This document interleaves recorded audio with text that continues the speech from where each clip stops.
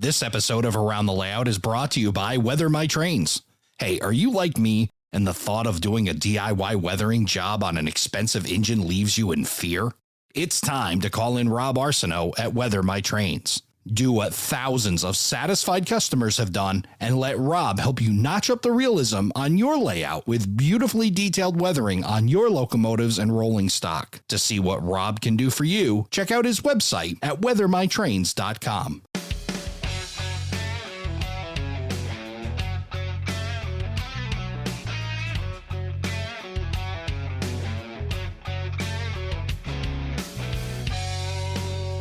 Hello, everybody, and welcome to Around the Layout, where model railroaders come to tell their story. My name is Ray Arnott. So glad you could join us. Joining me tonight, coming to us from the volunteer state of Tennessee, Campbell Rice. Campbell, welcome to the show. Thank you, Ray. It's an honor to be here. It's great to have you here and great to meet you here. We've been doing a little chatting pre-show. We kind of found some common threads within the firefighting side of things and my past and your present. And it's kind of funny, the tie between model railroading and firefighting, doesn't it? There's just so many that do both. It is. It's ironic that there's so many firemen that are involved in model railroading. That's I found that a lot of places I've gone. I know it exists, but I always wonder why. Like, what's the common thread that ties the two of them together, and why does it seem to be so many? Because I know from my group of friends, Mark Herrick, Don Iris were both in the vault. Mark still is, Don was, and so many others that have that interest in model railroading. There's got to be something that ties it together. I think we have to do some big research on that to figure out what the tie is. Yeah, that's above my level of geniusness. So yeah, so we're gonna get to know Campbell Rice tonight. I've been giving a little preview. Got a very interesting story of how your model railroading journey has taken you from a whole bunch of places around the country and now settled yourself in Tennessee with your Tennessee Western Railway. And I'm looking forward to learning more about that. But let's learn more about how you got started in the model railroad hobby. Where did your journey begin? Well, I hear on your show that so many of them have family that's got them started. Someone who worked on the railroad, or their dad had a model railroad or something. And believe me, mine is nowhere near that. Nobody in my family worked for the railroad, and my father or nobody was into model trains at all, or trains, period. I kind of got my start. I used to stay with my grandmother quite a bit when I was young, and she lived right next door to the Gulf Mobile and Ohio Railroad. And I remember hearing the trains coming, and I just grew that fascination that I remember running to the door and looking out the front porch and watching those trains go by and all that power. Of course, I was born in '63, so I kind of missed the steam era, but I got in on the early first generation diesel area. And GM&O was one of the most modern railroads, to start off with. I think we're one of the first that went all diesel. And I just remember those black and white, those pretty red birds, and it just stuck with me. And I've never lost that urge of trains since. So that's kind of where I started. Where was Grandma's house located? It was she lived in Union City, Tennessee, where I currently reside now. So okay. I used to remember seeing those northbound trains go up, and her words were, they're headed to Cairo, Illinois. So I used to think, oh, man, that must be a really big city. And then I was kind of astonished the first time I went to Cairo. I was like, where's the city? Yeah. But no. Guess what, Grandma? It's not so big. Yeah. It's not so big after all. I was picturing something like Chicago or something. Right. But no, that's kind of where it all started, just watching the trains. And ironically, my little town of 10,000, it's a big railroad town, or at least it was. We had the GM&O, we had the Illinois Central, and we had the L&N all right here. So there was plenty of action to watch. So an impression from the prototype. When did model railroading start to become a part of your life? Well, I remember being old enough. I was probably about 8 or 9 years old, and the Sears Christmas catalog came. And I remember looking through the Sears Christmas catalog, and I said, oh, look, they have model trains. That's what I want for Christmas this year. And I guess that started my first model railroad. And I got the Tyco Sears, model railroad layout and started that way. And I remember, running my first engine. I ran it and ran it and ran it. And about 2 weeks later, it completely burned up. And my dad took it back to Sears and they sent us another one. And it kind of went on from there. And, I kind of just had it on the floor and played with it for probably a couple years. And then I got a little more serious into it. And there was a gentleman in my hometown here that I lived in, and he was a big time model railroader. His name was John Bell. And I went my dad took me up there to see his layout one day. It was in his attic. And I was amazed, a layout that was actually scenery and so big. And he modeled the steam. His railroad was called the Fret and Cuss. And I was really amazed by that. And as I was going out, I looked over and there was this 4x8 sheet with this N-scale model railroad on it. And I said, "Oh, that's neat. I've never seen anything that small and that size." And he said, "Yeah, I had a gentleman here that built it, and he moved and he had to get rid of it, and I'm selling it." So I looked at my dad and I said, "Dad, can we get it?" And he said, No, there's not room in the house for it." Well, ironically, 2 months later for Christmas, it showed up. So that started my journey. It started off in N-scale. And shortly thereafter, I was probably like 12 or 13 by then. My dad finished the upstairs room, and I had a huge bedroom. I was so lucky. My bedroom back then was probably 30 by 15 or so. So wow. I had plenty of room for layout. So I built this large N-scale. My mother actually helped me build mountains and paint it and everything. So wow. That's where my journey began into model railroading. And that's, like I said, it started off in N-scale. And I stayed in-scale for a while. Of course, back in the early 70s, N-scale, you were limited on how good it would run and in your power and cars and things like that. So, it had its issues, but it wasn't too bad. Kind of neat that your mom was helping you build mountains and doing scenery work. Where were you getting information? We always talk about this pre-internet era that, I grew up in and a lot of my guests have grown up in, and I'll only guess that you obviously grew up in, right? And where was the information coming from? How were you getting things figured out? A lot of magazines. Local drugstore used to carry all the Real Model Craftsman, Model Railroader, and the Trains magazine, Rail Fan Railroad, all those things. So I got a lot of it there. But, I became lucky because in a town of 10,000, you wouldn't expect there would be many model railroaders. Mm-hmm. But actually, I had 4 other boys that were my age who were also model railroaders that I had met. One was my cousin, and I had 2 others that were my friend, and one of them is still a friend today, and he's still a modeler today. We formed a model railroad club in the town. We called it the Oldbine and Forkadeer Model Railroaders. And we set up in our local museum, which happens to be in our county fairgrounds area. And we kind of built a diorama of the city, which incorporated the double track Illinois Central, which is the Chicago to New Orleans, Maine, just outside of Fulton. The L&N, which was a branch that kind of ran from Brewston, Tennessee to Union City, and the GM&O, which, ran through. So we kind of incorporated the town and some of the surrounding areas and made a model railroad out of it. And during the fair week, we would all come and run it for people that came to the fair. And it was HO scale. Mm-hmm. Of course, I was in N-scale, and I'm like, I don't like this. So that's what started my journey, I guess, over into HO scale, which is where I'm still at today. There were several guys there. I know I must have pestered the stool out of them. But, those guys never said, leave me alone. They always took me under their wing. They showed me how to do things.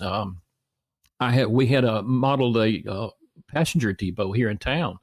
And I said, I really want to help. I really want to build this. Of course, I had zero ability back then. And he said, okay, I tell you what you do.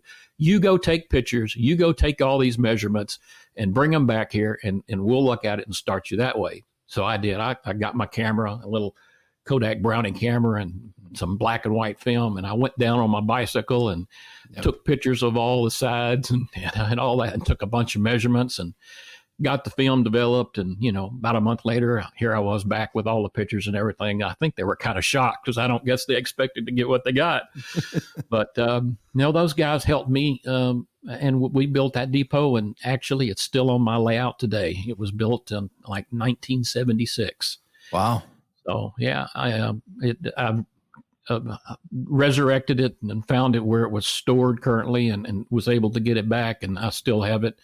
And the two gentlemen that helped me build it, they signed their name on the bottom, and I got to sign mine on the bottom, and I still have that little depot today. So that was a big introduction into model railroading. Those guys really helped out, and that's kind of where I feel today. I like to help out the younger group and other people in this hobby, and that's what makes it work. You don't keep your secrets to yourself. You try to share. You teach people how to do things, and if I know how to do it and I think it's valuable, that's what I'm here to do.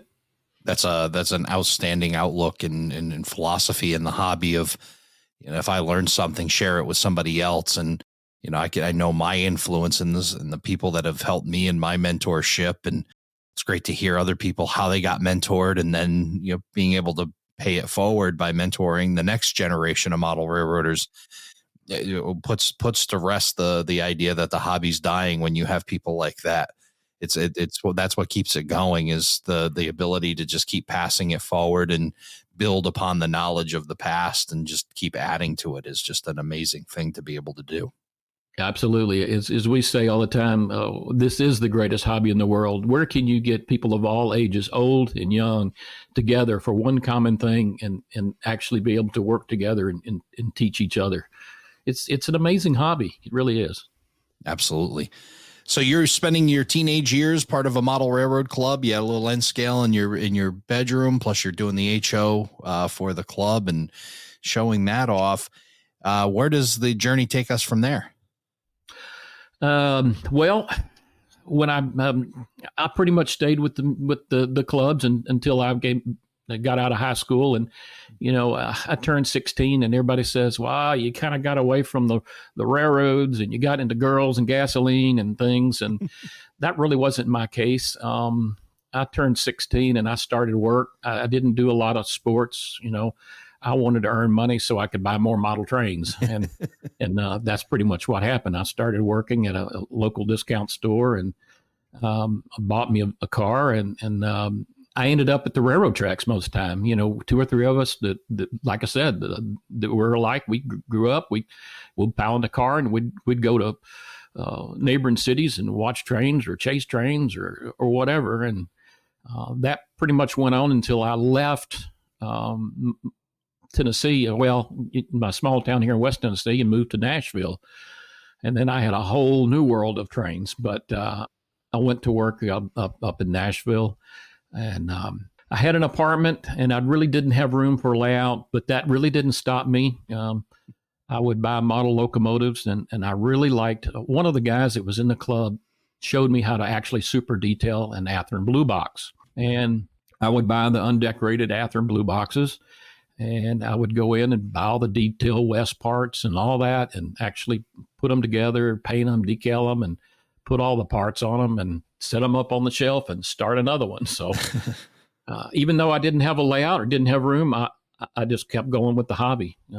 So that lasted probably until I got married and I had my first son. And I kind of put it on the back burner then for a few years.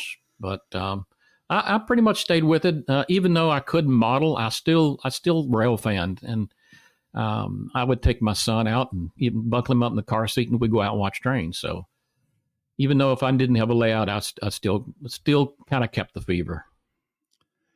Yeah, so usually, like you said, the fall off usually happens in the teenage years, but you were able to get through that and then right up to having a kid, and understandably so. The world changes when you start to have kids and you Mm-hmm. start to get busy. But it's great that you incorporated the rail fan and started to indoctrinate them from an early age with the railroading and the prototype, kind of like you did at Grandma's house. Yep. Yep. You put it on the shelf for a bit. When did you get back into the model railroading? So I was, like I said, I was living in Nashville. I was working full time for a fire department, and my chief left and went to selling fire equipment. And I said, when I'm out traveling or on vacation, I like to go by fire halls and look around and check things out. I said, that'd be a fun job. Mm-hmm. And he called me one day and he says, hey, were you serious about that, wanting to sell fire equipment? And I said, sure. I've never sold anything in my life, but, I'd like to give it a try. He says, well, we actually have a position, but unfortunately it's in West Tennessee. I'm like, oh, well, that's not such a bad place to raise my kids. So loaded up the family and headed back to West Tennessee, So that's where I was. We bought a temporary house here, and of course I had to find one next to the railroad track. Of course. And it was a little small house. It was a little 2-bedroom, so I didn't really have room for a layout there either.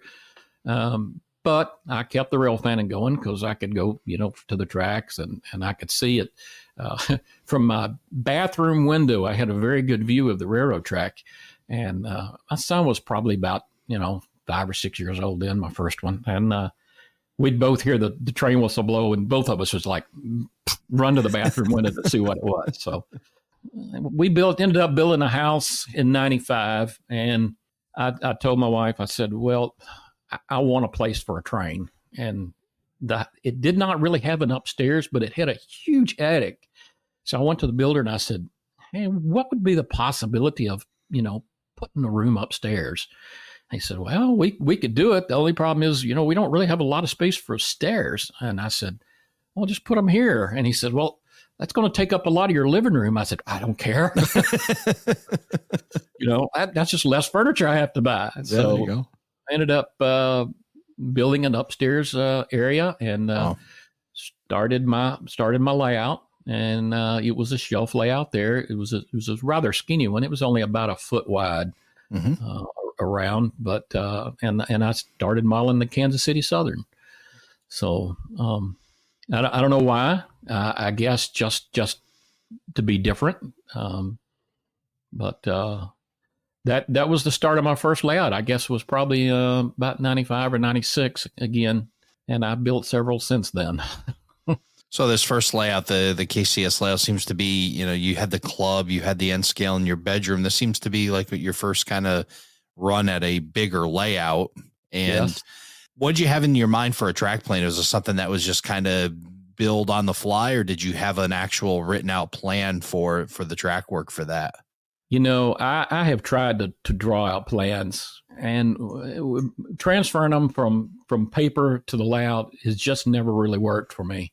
Yeah. Maybe I'm just not doing it right, but now you have tools. 95, we were just on the edge of computers. Right. So everything was still done with, paper and pen, pencil, and things like that. And I just didn't have the skill to figure out how to get it exactly right. I had in my mind kind of what I wanted. So basically I just built the bench work around the room, and one side was a little wider. I think it might've been 2 feet or something, where I had a yard, and it just ran around, and I had a couple industries and things like that. I had a lift out section that I would put in to get in and out of the room. And I just wing it. And it turned out pretty good. It was probably about a 12 by 12 room. So it wasn't real huge, but it was bigger than anything I'd ever had in the past. Yeah, certainly a space where you can at least get the trains and do some, fairly decent running in a 12 by 12 area. And you said you had some industries on there. Did you do any operations on that layout? Operations? What was that? I didn't know what that was then. Didn't know what that was. Yeah. No, operations. I had a friend or two come over and we'd just run trains, but we didn't know what operations was. least not for me in the mid '90s. No, but we ended up selling that house. My wife, she finished her career, college, and got her degrees, and she started in the meat packing business and in quality control. And one day she got a job offer she couldn't refuse, and we ended up moving to Virginia. And that layout came down, and I kind of packed all my stuff in a box and put it up, and we ended up renting a house there, and it had what they call a frog. And I'd never heard that term anywhere, and I still haven't heard that term anywhere except maybe on the East Coast of the Virginia area. I don't know, but that stood for finished room over the garage. Oh, okay. And so I ended up building a kind of a modular layout, basically 2 foot by 6 foot sections with legs that would all bolt together. And I put that in the room, and it just kind of made a little loop, and it had a small yard, just something that I could kind of go up and cure my cravings with. And that's kind of where I started. I'd been DC to that point, and that's when I started dabbling into DCC, and kind of got the bug there, and thought, man, this kind of opens up a whole new world. And I kind of got into DCC there. Of course, that lasted about 2 years, and then she got another job offer, and it's back to Tennessee into the Nashville area. And we rented for about a year, and we found a house, and it was the most beautiful house. It was my dream house. It was awesome. It was perfect. It had a room, again, above the garage, nice room for a big layout, and it was from my back porch to the L&N Louisville to Nashville main line was 52 feet. Wow. Location. Oh, absolutely. And my wife loved it enough. I said, can you put up with the trains? And she graciously agreed. And I ended up there. It was just north of Nashville, a little town called Hendersonville. It's not really small anymore, but it was just perfect. I loved it. And like I said, I ended up knowing most of the train crews. I would go out there, watch the trains go by, and occasionally I get stuff thrown at me. Good stuff, of course. Oh, not the bad stuff. Good stuff not being the bad thrown stuff. at you. I get good stuff thrown at me. And I'd watch the trains, and they even had me on Facebook, and they would go, hey, I'm coming through. Would you look at my train and see if you see something dragging or whatnot? So, I mean, and even they called me one day and said, hey, we're just up from your house. There were some kids on the track, and they really didn't want to get off. So, it was really great. And we were there about 3 years, and that call came again, and we ended up in Omaha, Nebraska. Were you able to at least bring that modular layout you built in Virginia down to Hendersonville? Yes, I did. And I took it apart and built upon another layout there. It was a little bit bigger. So, I never knew how long we were going to be in a location. Everyone we went to, I kind of felt like I was going to be there a while, except for Omaha, Nebraska. And I knew I wasn't going to be there for a while. I don't like cold weather. I'm a Southern boy. So we kind of looked for any excuse we could to kind of get back south. And when we were in Omaha, they came to her and said, hey, we have this plant down in Russellville, Arkansas, that really needs a lot of help. And would you mind going down there and straightening things out? And we were like, oh, sure, we'll go. So we ended up in Russellville, and they said, oh, you're going to be here a long time because it really has a lot of problems. So I said, okay, well, we'll take the word on it. And it didn't really have room for layout, but I ended up building a garage out back. It was a 2-story garage. I parked my vehicle in the bottom. I had a little workshop. And then upstairs, I had room for a train, fixed up real nice, beautiful little place. I had my layout was probably 12 by 20 there.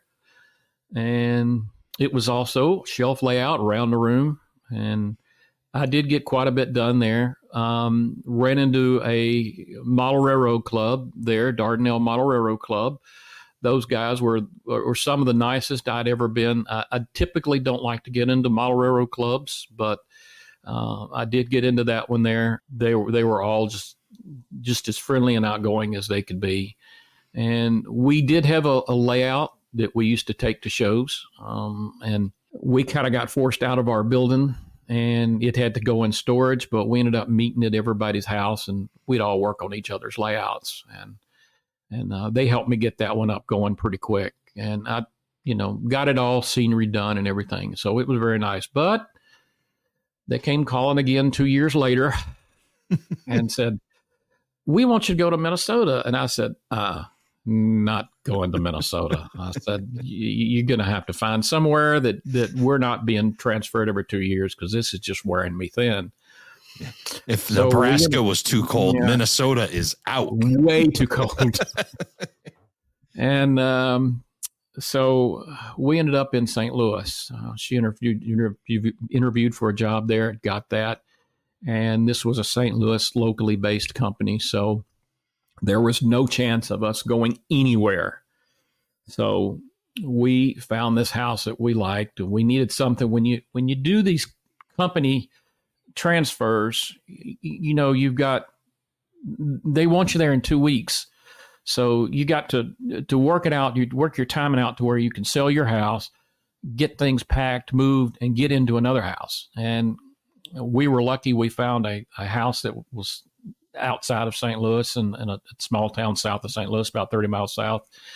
And it was perfect. It was a 2-story house, but my father-in-law lived with us at the time. And it was a great house. It had an upstairs, had the downstairs, and it had the basement. And I said, okay, before we move in here, here's what we got to do. I said, I need these walls put up here. I need this floor painted, and I need the walls. I need this color of blue, and I want the ceiling black. I want lights all installed in here. So ironically, it all got done. And when I moved in, I had the perfect room for a layout. You'd come down the stairs. I had one room there, which is my work room. And then you went into another room, and I had a 53-foot by 18-foot section for a layout. And I built up a layout there. And in fact, if you look back on some of the What's Neat shows, you'll see where Ken Patterson came and interviewed me there. And there's video of that layout on some of his shows. And we figured we were going to be there a while till my wife and I retired. We were, 10, 15 years. So I figured we had plenty of time to build the railroad. I got tied in with Ken Patterson. Of course, I kind of got in with him a little before I moved to St. Louis, so it was a great move. How'd you meet Ken Patterson? Let's talk about that for a minute. I met him. I had an invite to a show one time. I got out of DCC because I got frustrated with it. I got tired of the speed matching, and I got tired of all the I didn't want to use JMRI and all that stuff to make things work. I wanted something simple, and I wanted things to just work. So I kind of got hooked up with a company called RailPro.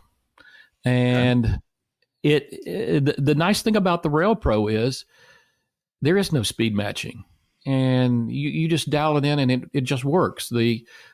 Because it's radio controlled, the second and third locomotives read off of the first locomotive. So they speed match themselves.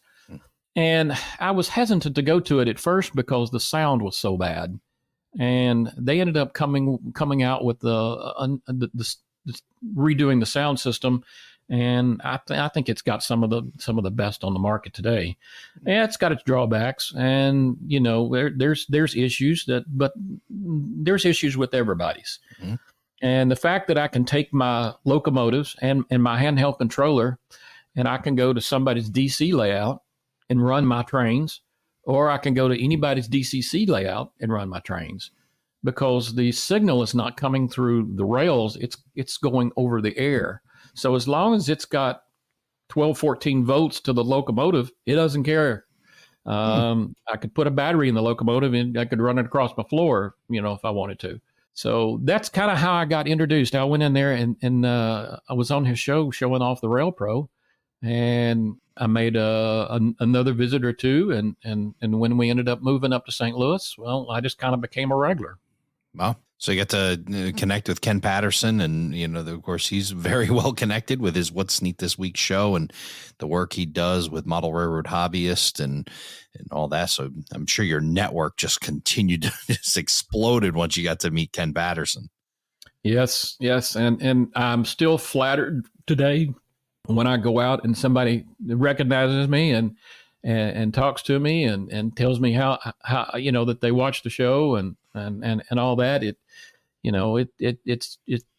It amazes me, the people that watch it and know who I am, and I am by no means any kind of superstar or anything, but I'm just glad to share my knowledge with everybody, and I try to bring something to the show, each and every time I'm on it. Yeah, it's called quasi celebrity, right? And it's just it's very neat. And I love people that come up and say they've listened to the podcast, and it's just pretty wild. But it's more as fun as getting to know them and how they got connected to the podcast, and then they get to tell their story, and it's just a lot of fun to meet new people. And I'm sure you feel the same way with Yep. Through What's Neat This Week. Tell us more about this layout. So it's obviously drawn some attention. You're building this, and I've got the size of it. You got a 53 by 18 space, and you're running it on Rail Pro. But what are you modeling in there? So I modeled the Union Pacific, and I didn't do any specific location. It was just kind of I just kind of made it up. But I don't like to say, okay, I'm modeling the Union Pacific Jefferson sub because and everything has got to be like this, and like this. And when somebody looks at it, they go, oh, I know right where that is. And that just drives me crazy. I'm not one that can say, oh, okay, well, I'm going to make the scene. It's going to look exactly like that. It just doesn't happen for me. Each scene comes out of my head, and sometimes I'll do it. It doesn't even turn out like my head. And I'm like, okay, well, I can run with that, So I just kind of had this made up area, and I had I modeled the Union Pacific, and I had long main lines and curves and yards, and then off of it, I had a separate little area that would run off and run into a peninsula that was a kind of industrial area that I kind of modeled. Of course, I've always liked the Illinois Central, so I kind of modeled that was a, kind of an Illinois Central branch, and the UP would deliver and drop off cars there. And then the IC would kind of come out and pick them up and deliver them to the industries, grain and a few other little industries I have inside of it. And they also had trackage rights, so I could come out onto the UP main and go around to the main yard if I wanted to and pick up and drop off. So yeah, that's kind of what I did. I ran long intermodal trains and long grain trains and passenger trains, and it was a single track for the most part with a couple of passing sidings, and it was a challenge because I would by myself run two opposing trains. So you had to time yourself out just right, and you're running two controls, and I'd throw one in a siding, the other would I just let the main line go, and I'd run a short train around, and it was kind of neat because I could time it out to where they would pass on each side of the layout. You mentioned earlier, I've heard all these other railroads, Illinois Central, GMO, and L&N, and all these other all these other railroads you've mentioned, but UP didn't come up. Why UP? What made you just choose the Union Pacific? I don't know. And even when I was in Nebraska, I started modeling the Iowa Interstate. I guess just because it's different. That is a niche little group of Iowa Interstate modelers there. And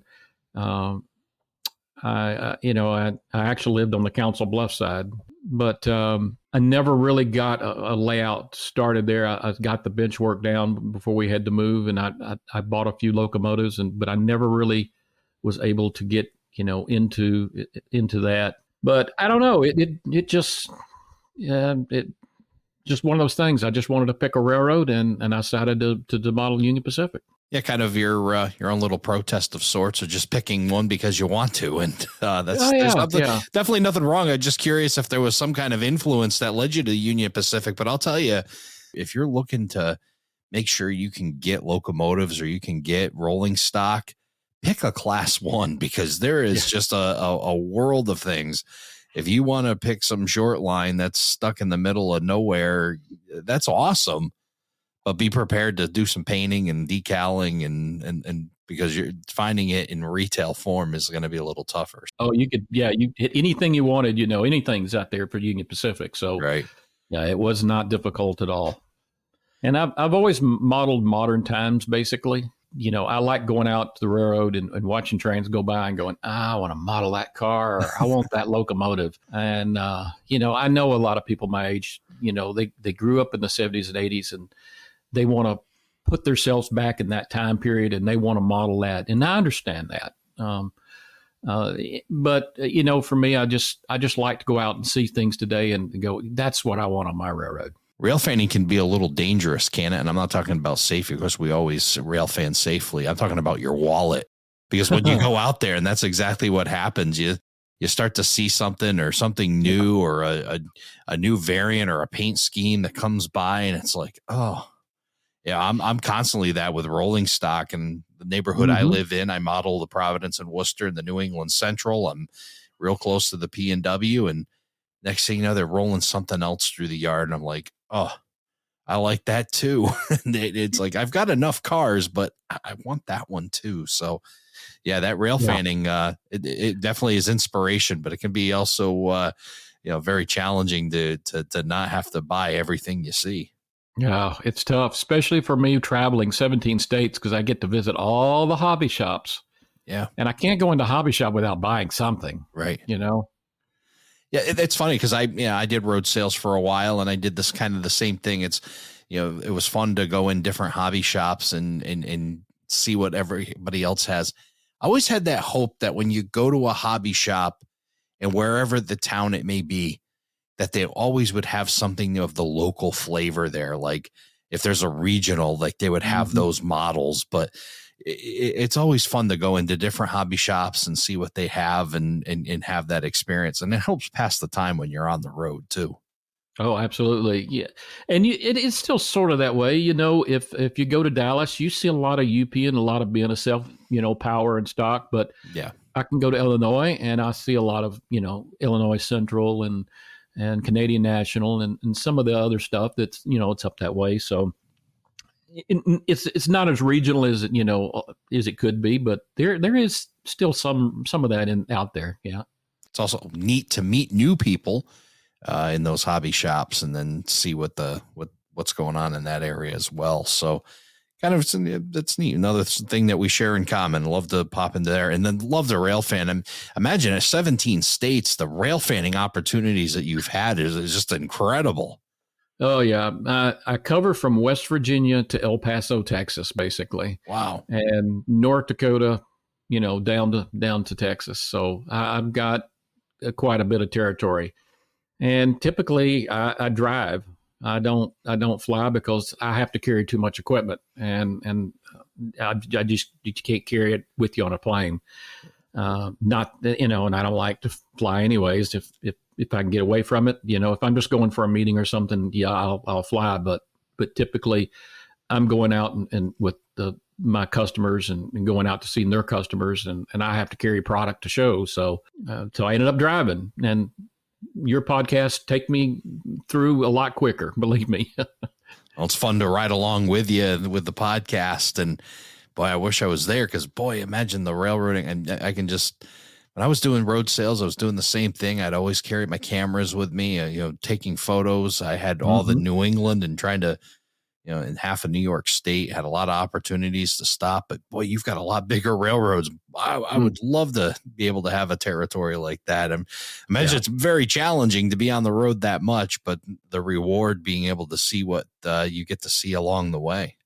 Absolutely. And Railfan Motels or whatever it is, .net or whatever, I can't remember the name of that site, is always a big help.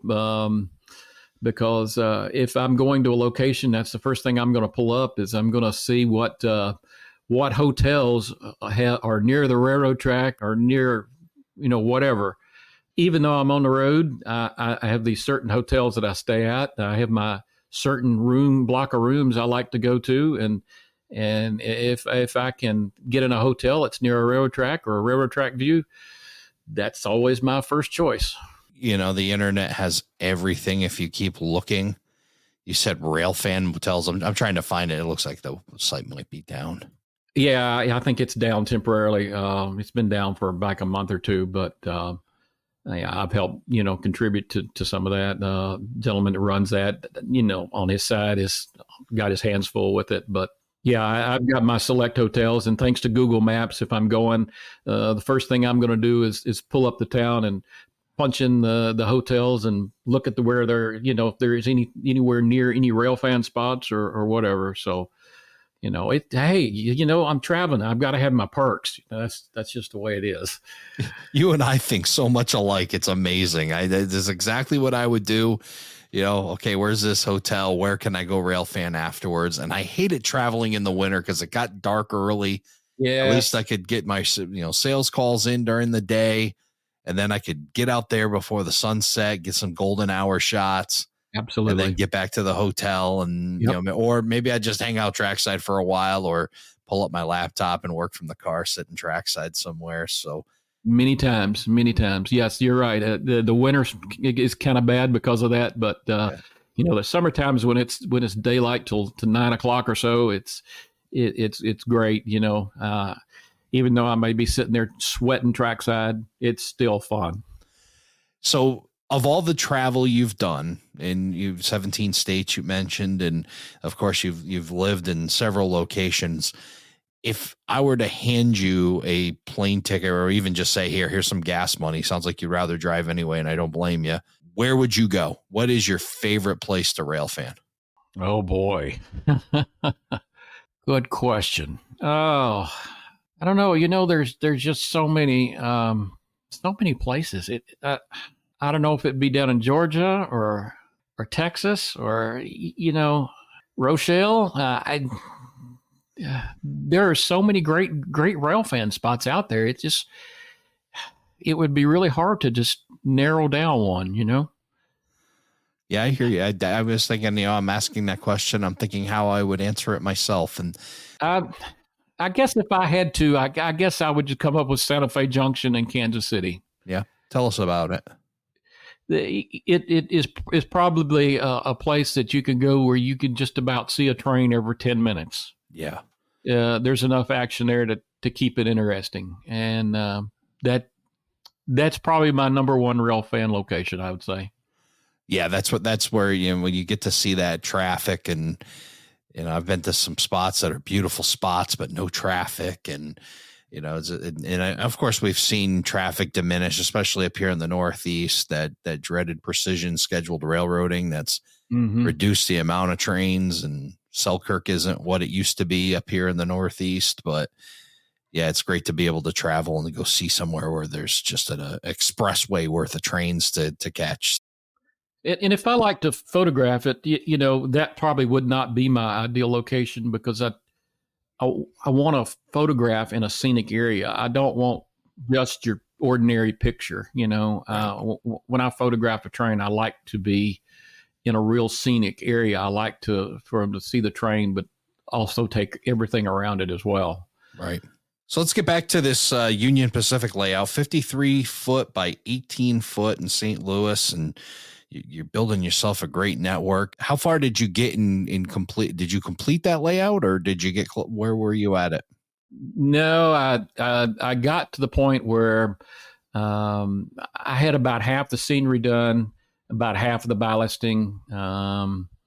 It was, I would say, a little over half probably. And then an unfortunate series of things happened where January of 21, I was unfortunately I was out of town, and my wife called. She says, "I think I've just had a stroke." Oh boy. and life changes, just like that. And sure does. It made a total difference in the way we look at things now. So we couldn't stay there. I did not have family there. I didn't have anybody close that if she needed somebody, she fell or whatever, that could come take care of her. It was, had an upstairs, had the basement, and she just couldn't do the stairs. So April of 21, we ended up selling that house, and I moved back here to Northwest Tennessee, and I live 2 blocks from my mother now, and I've still got lots of good friends here. I don't hesitate being out of town. I know I can pick up the phone and make one phone call, and people would be here just instantly. Right. So it's a good, comforting feeling. When we sold our house up there, and trying to find a place here, it's a small town. It's about 10,000 people, and the houses I looked at were probably hadn't been touched since the 60s, and I didn't want a fix-up project. I wanted something move-in ready, something perfect that was, done. I had some high standards here. Yep. I wanted to be fairly close to my fire department, and fairly close to my mother. And by the grace of God, I got a house that had just been totally flipped, and it just worked perfect. We downsized from 4,200 square feet down to 1,600 square feet. Yep. So there was a lot of stuff gotten rid of, a lot of stuff sold. Yep. But we made it work, and like where we're at now, it's like I said, it's just been completely redone, and that made things easier on her to make the move, knowing that all she had to do is just come in and put her furniture in, and everything was all on one level. However, the drawback was, since I do work from home and we have a 3-bedroom house, I have to take one room for an office. Right. And of course, I do need a spare bedroom in case one of my boys and their families come in. Yep. And that left me with no place for a train. And in Tennessee, we're like Texas. We don't have basements here in this part of West Tennessee. People think of Tennessee and the mountains and how pretty it is. And West Tennessee is not that way. It's flat farmland, cotton, soybeans, corn, and the water table is just too high. And, we're only, as the crow flies, probably about 15, 20 miles from the Mississippi River. So right. I had to do something. So my wife was upset that I had to take my layout down. She knows the passion that I have for the hobby. And she said, well, I want a screen porch. And I said, well, I want a room for a layout. So I got to looking, and one day I came to her with this proposal. I said, okay, honey, how about if you get your screen porch and I get my building for my layout? She says, okay, how do you plan on doing that? So I said, I found a portable building, a company that'll make a portable building. And I asked them how big they could make it. And they said 40 by 14. And I said, okay, can you make a 10-foot porch on it? And they said, well, yeah, I guess we could. So I hit her up with this. I said, okay, here's your 10-foot porch. I'll screen it in for you. And if you'll let me have the 30 by 14 for my layout. And she graciously agreed, and I had the building built, and they brought it in and set up the base for it and put it into place, and I built a screen porch first, got all that done. Yep. And I wired it. I kind of wanted it to look. Of course, our house here is white and with a black roof, so it's white with a black roof, and I kind of wanted it to look like a freight depot. So it kind of looks like a freight depot with a deck built around it, which is almost like a dock for, where they would come in and unload. Mm-hmm. And it's as close as I could get. I put some, downlights on it, so it kind of looks like a freight depot. And I went in and I did the wiring, so I knew where I wanted all the wiring to be, where I wanted plugs. And best thing I ever did on it was I had them to come in and do this closed spray foam insulation in the entire building. And I put a mini split in, and then I had somebody to do the sheetrock for me. So it's buttoned up tight, and it I think last year when it got down to 3 or 4 below zero, which is really cold here, I think it stayed about 58, 59 in there, and that's perfect. That's as cold as it's ever gotten. But typically, here that'll only be that way 2 or 3 days. So we'll get 100 or so in the summertime, but the building, it's like an igloo cooler. It stayed nice and cool in the summertime, no problem with the air whatsoever. And typically during the wintertime, when we're at our averages, lows in the 20s, maybe the teens occasionally, it stays just fine. So I had a blank canvas to start all over again. And a master negotiator. You were able to get her porch that she was looking for, along with a building for your railroad on it, all tied into one project. You can't plan it better than that. So I was real glad. So here I am back to the drawing board again, and I'm like, okay, well, what do I want to do this time? And I decided I didn't want another lift out. I didn't want a duck under. I figured maybe at some point I may be too old to duck under. So, I'm not a person that really likes to watch trains run in circles. The real trains don't run in circles. I didn't want my train to run in circles. Right. And I decided I'm going to do a point to point. So it came down to, all right, well, what route am I going to model? And so the Union Pacific was sort of kind of out. Ended up selling most of my UP locomotives. And I said, okay, let's Chris Palmero just kind of got me started to thinking this, with starting my own little freelance. And I said, that's kind of intriguing. Then I can kind of create what I want in my head and make my own scenes.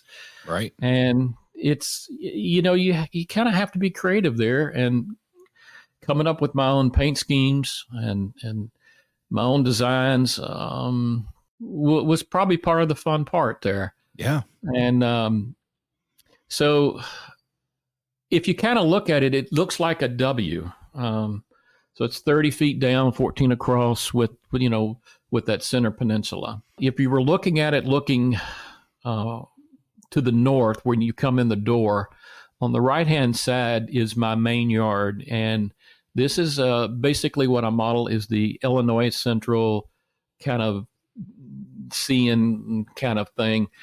It's not a main line, so to speak. It's kind of a secondary main line that branches off of a main line that comes into they have a small yard there, and then they go on out. And at the north end, there's a switch that comes off of that Illinois Central main line that became the Tennessee Western.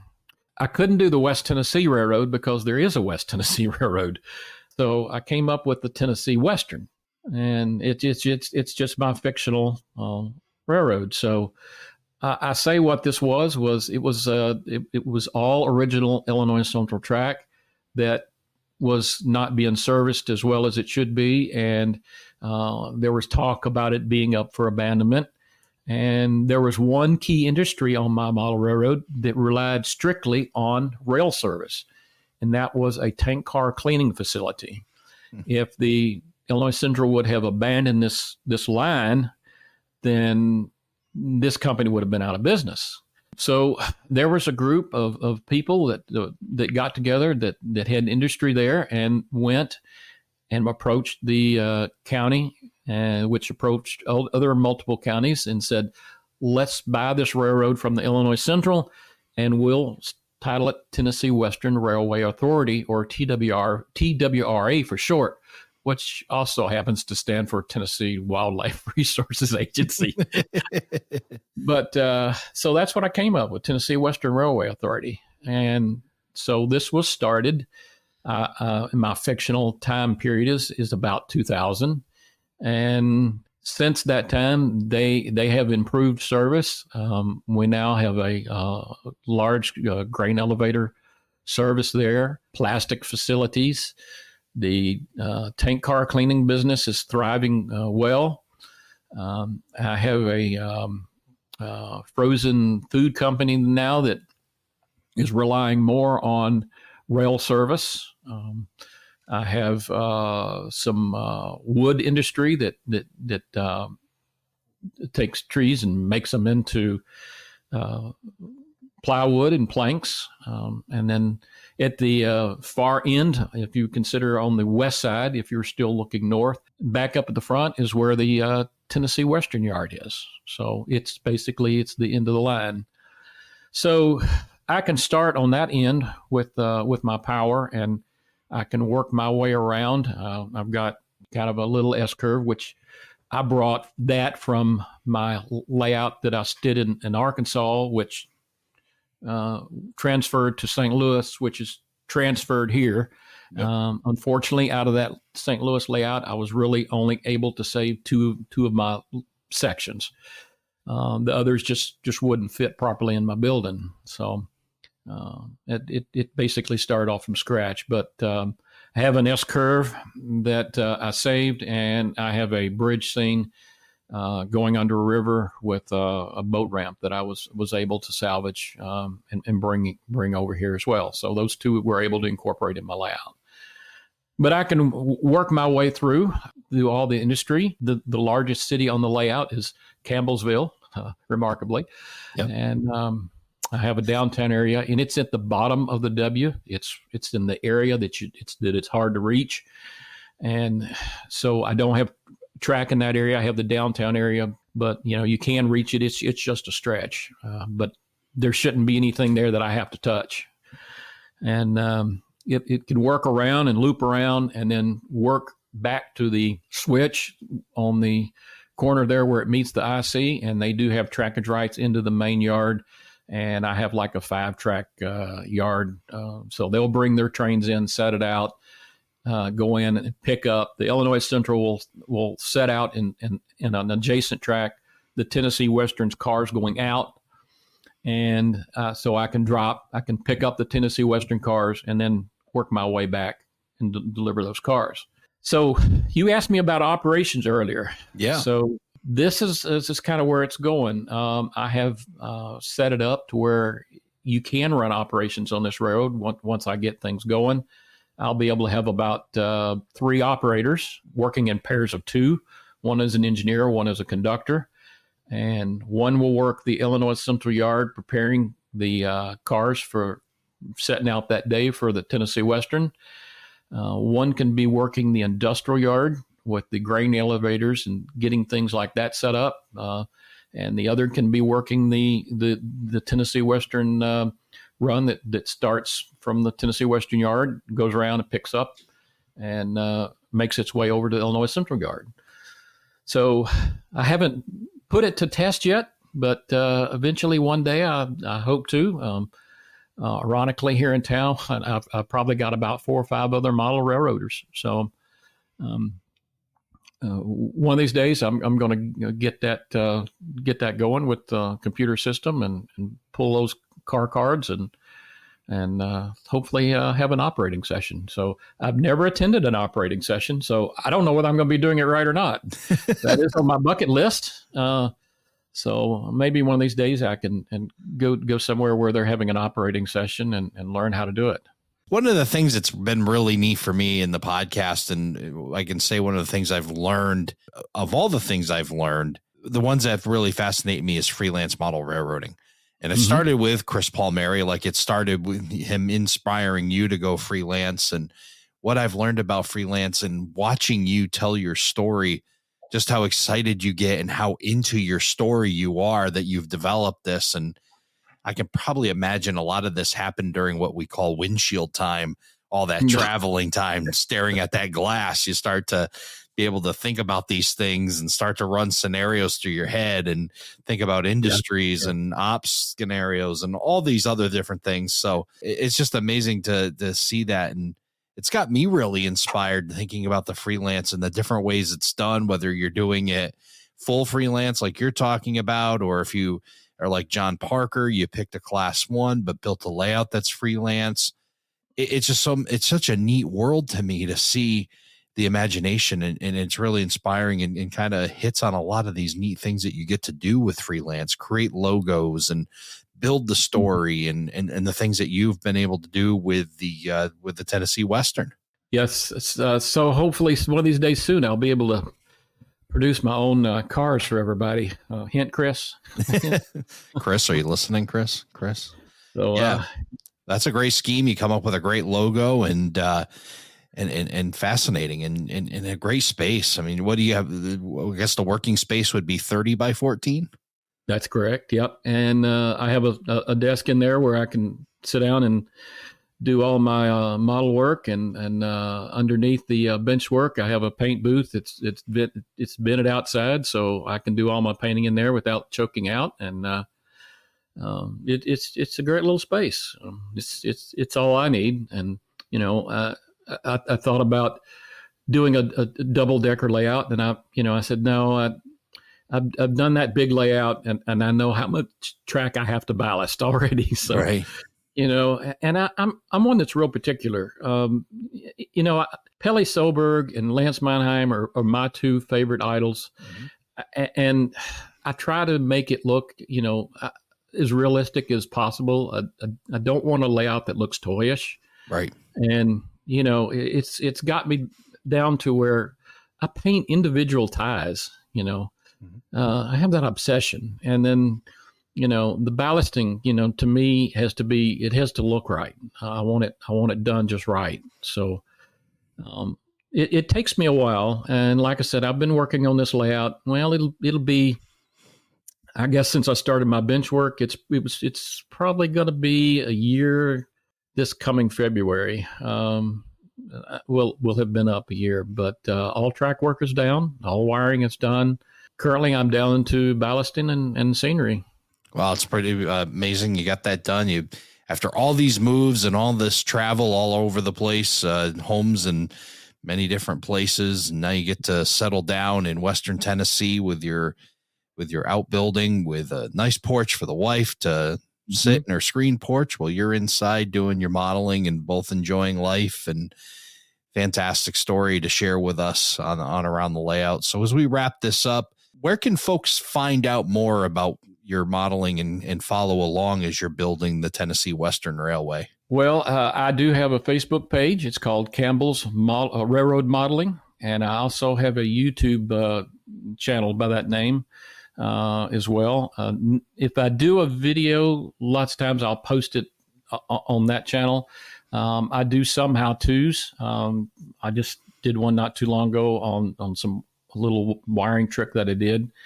I've got one coming up on some homemade ballast trick. But I guess I try to post something every week on the Facebook page, whether it's just showing a little this or a little that or a scene that I did. But that's the 2 main places. I'm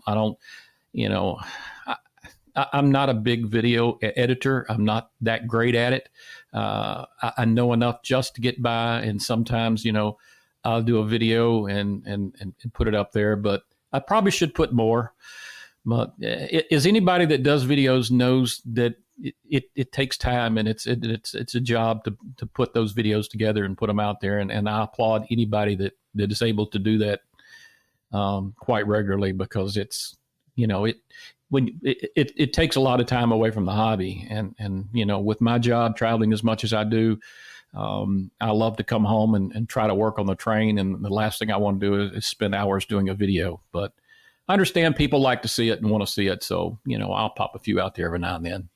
Yeah, it becomes a hobby within the hobby. And boy, can I tell you all about that with the podcast and everything else. But great that you're sharing it. And we'll put all the links to your Facebook page and the YouTube channel in the notes, into the show notes. Campbell, it's been awesome hearing your model railroading story here on Around the Layout. Thanks for coming by and telling us. Well, thank you. Like I said, it was an honor to be here. Keep up the good work. And I'm always looking forward to the next Around the Layout.